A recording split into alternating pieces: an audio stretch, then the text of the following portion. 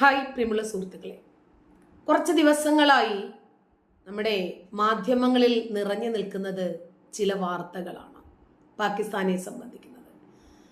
15,000 താലിബാൻ ഭീകരർ പാകിസ്ഥാൻ കേന്ദ്രമായി മാർച്ച് ചെയ്യുന്നതോടുകൂടി സമൂഹ മാധ്യമങ്ങളിൽ പാകിസ്ഥാനെതിരെ പരിഹാസം ശക്തമാകുകയാണ്.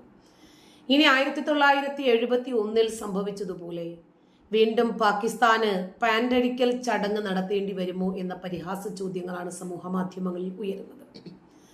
1971 ബംഗ്ലാദേശിനെ വിമോചിപ്പിക്കാൻ വേണ്ടിയുള്ള യുദ്ധത്തിനൊടുവിൽ തോറ്റു തൊപ്പിയിട്ട പാകിസ്ഥാൻ കിഴക്കൻ പാകിസ്ഥാനിലെ ധാക്കയിലാണ് കീഴടങ്ങൽ പ്രഖ്യാപിച്ചത്.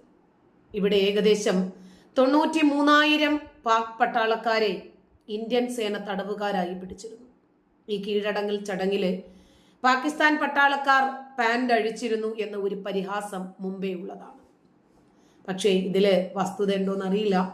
ഇത്തരത്തിലൊരു ചിത്രവും സമൂഹ മാധ്യമങ്ങളിൽ പരക്കെ പ്രചരിക്കുന്നുണ്ട്. 1971 പാകിസ്ഥാന്റെ പാൻറ് അഴിക്കൽ ചടങ്ങിനെ സംബന്ധിച്ച് സമൂഹ മാധ്യമങ്ങളിൽ അത്തരം ഫോട്ടോകളും വീഡിയോകളും ഒക്കെ വൈറലായിട്ടുമുണ്ട്. താലിബാൻ സേന പാകിസ്ഥാനിലേക്ക് മാർച്ച് ചെയ്യുക വഴി ഇവർ പാകിസ്ഥാൻ സേനയെ കീഴടക്കി വീണ്ടും ഒരു പാൻഡടിക്കൽ ചടങ്ങ് പാകിസ്ഥാനെ കൊണ്ട് നടത്തിക്കുമോ എന്ന ചോദ്യമാണ് ചിലർ പരിഹാസ രൂപേണ ഉയർത്തുന്നത്. പാകിസ്ഥാൻ പട്ടാളക്കാർ പാൻഡഴിച്ച് കീഴടങ്ങുന്ന ഒരു ഫോട്ടോയും ഈ പരിഹാസ പോസ്റ്റുകൾക്കൊപ്പം ചേർത്തു വരുന്നു.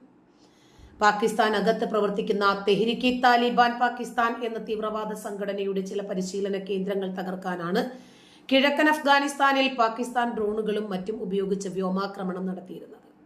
ഇതോടെ അഫ്ഗാനിസ്ഥാൻ ഭരിക്കുന്ന താലിബാനും പാകിസ്ഥാനെതിരെ തിരിയുകയായിരുന്നു. ഇപ്പോൾ 15,000 താലിബാൻ ഭീകരർ പാകിസ്ഥാൻ പ്രവിശ്യയിലേക്ക് മാർച്ച് ചെയ്യുകയാണ്. വെടിവയ്പിൽ 29 പാക് സൈനികർ കൊല്ലപ്പെട്ടു.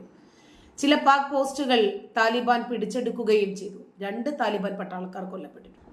46 പേരുടെ ജീവനെടുത്ത പാക് ആക്രമണത്തിനെതിരെ തിരിച്ചടിച്ചിരിക്കുകയാണ് ഇപ്പോൾ അഫ്ഗാനിസ്ഥാനിലെ താലിബാൻ സൈന്യം. ഇന്ന് പുലർച്ചെ ദണ്ഡെ പട്ടാൻകുറം അതിർത്തിയിൽ പാക് സൈന്യത്തിന്റെ പോസ്റ്റുകൾക്ക് നേരെ അഫ്ഗാൻ സൈന്യം വെടിവെപ്പ് നടത്തുകയായിരുന്നു. 19 പാക് സൈനികർ കൊല്ലപ്പെട്ടതായിട്ടാണ് റിപ്പോർട്ട്. 9 പേർക്ക് പരിക്കേറ്റു. പാകിസ്ഥാൻ നടത്തിയ പ്രത്യാക്രമണത്തിൽ 3 അഫ്ഗാൻ സൈനികരും കൊല്ലപ്പെട്ടു.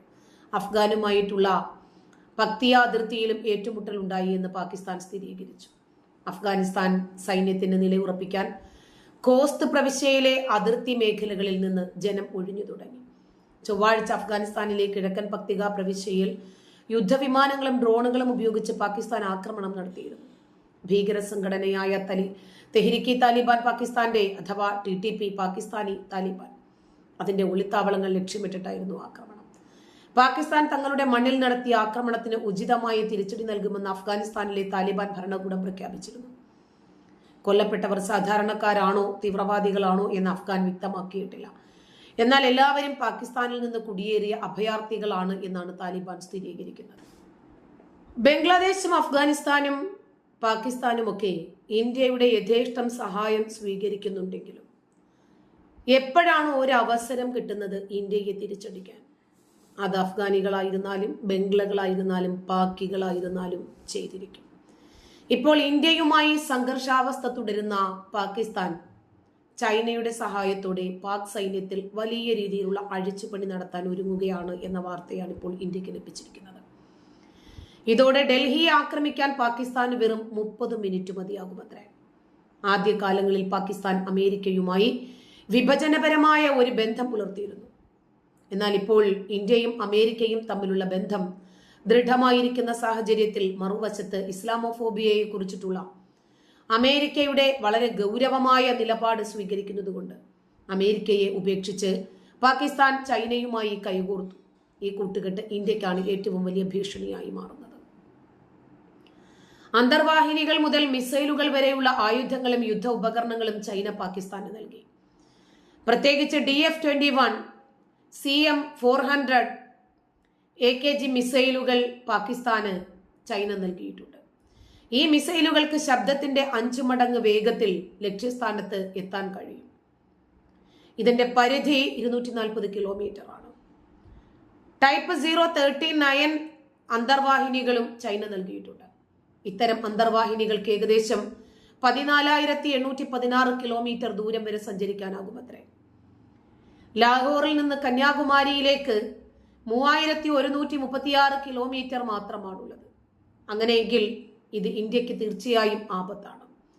മിസൈലുകൾക്കും അന്തർവാഹിനികൾക്കുമൊപ്പം യുദ്ധവിമാനങ്ങളും ചൈന നൽകിയിട്ടുണ്ട്.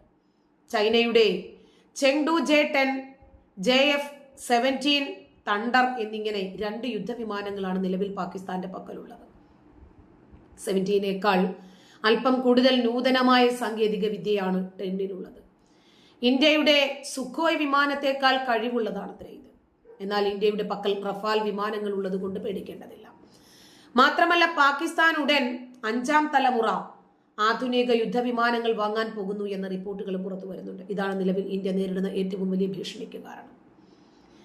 ഇന്ത്യക്ക് ഇത്തരത്തിലുള്ള വിമാനങ്ങളില്ല.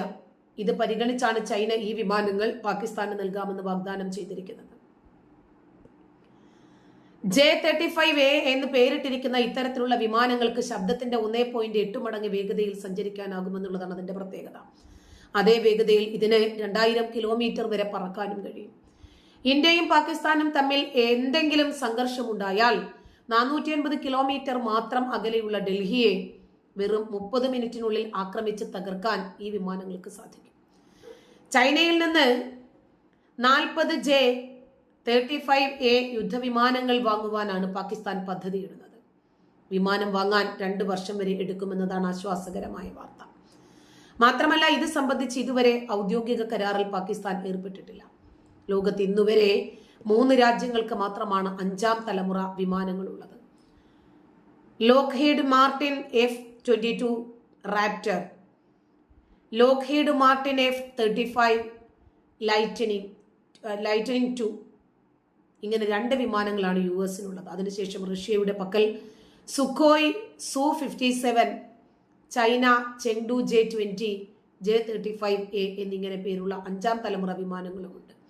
ഇത്തരം വിമാനങ്ങൾ റഡാറിലൂടെ കണ്ടെത്താൻ സാധിക്കില്ല എന്നതും ഇന്ത്യ വളരെയധികം ഭയക്കേണ്ടുന്ന സംഗതിയാണ്. ഇതേ സമയം അടിക്ക് തിരിച്ചടി എന്നവണ്ണം മോദിക്ക് പിന്തുണ പ്രഖ്യാപിച്ച് താലിബാൻ രംഗത്തുണ്ട്. ചൈനയെയും പാകിസ്ഥാനെയും ഒരു പാഠം പഠിപ്പിക്കണമെങ്കിൽ ഇന്ത്യയും താലിബാനുകളും ചേർന്നാൽ സാധിക്കും. കാബൂൾ, ഇറാനിലെ മോദി സർക്കാർ പണിത ചബഹാർ തുറമുഖത്തെ പിന്തുണച്ച് അഫ്ഗാനിസ്ഥാനിലെ താലിബാൻ സർക്കാർ രംഗത്ത് വന്നത് ചൈനയെ ഒന്ന് ഞെട്ടിച്ചു. ചൈനയ്ക്കും പാകിസ്ഥാനും താലിബാന്റെ ഈ നിലപാട് വൻതോതിൽ തിരിച്ചടിയായിരിക്കും. ഇറാനിൽ ഇന്ത്യ നിർമ്മിച്ച ചബഹാർ തുറമുഖത്തെ പിന്തുണയ്ക്കാൻ തയ്യാറാണ് എന്ന് താലിബാൻ പ്രഖ്യാപിച്ചു. മുംബൈയെ റഷ്യയുമായി ബന്ധപ്പെടുത്തുന്നതിൽ നിർണായകമായ പങ്ക് വഹിക്കുന്നതാണ് ചബഹാർ. ഈ പാത ഇറാൻ വഴി അസർബൈജാനിലൂടെ റഷ്യയിലേക്ക് എത്തുന്നതാണ്. 400 കോടി രൂപ ചെലവഴിച്ചാണ് ഈ തുറമുഖം ഇന്ത്യ നിർമ്മിച്ചത്. ചാബഹാർ നിൽക്കുന്ന പ്രദേശത്ത് കുഴപ്പമുണ്ടാക്കാൻ ആരെയും അനുവദിക്കില്ല. അഫ്ഗാനിസ്ഥാന്റെ മണ്ണിൽ നിന്നും ഇതിനെതിരെ ഒരു കുഴപ്പവും ചെയ്യാൻ ആരെയും അനുവദിക്കില്ല, ഔദ്യോഗിക പ്രഖ്യാപനത്തിൽ താലിബാൻ പറഞ്ഞു. ഇറാൻ ആണെങ്കിലും അഫ്ഗാനിസ്ഥാന് തൊട്ടടുത്താണ് ഈ തുറമുഖം സ്ഥിതി ചെയ്യുന്നത്. തന്നെയുമല്ല, മധ്യ ഏഷ്യൻ രാജ്യങ്ങളായ തുർക്ക്മെനിസ്ഥാൻ തുടങ്ങിയ രാജ്യങ്ങളിലേക്കും ചബഹാർ വഴി തുറക്കുന്നുണ്ട്. അടിക്ക് തിരിച്ചടിയാണ് ഇപ്പോൾ നരേന്ദ്രമോദി കൊടുത്തിരിക്കുന്നത്. മോദി അങ്ങോട്ട് പോയതല്ല, താലിബാൻ മോദിയെ തേടിയെത്തിയതാണ് പാകിസ്ഥാന് പണി കൊടുക്കാൻ. നന്ദി.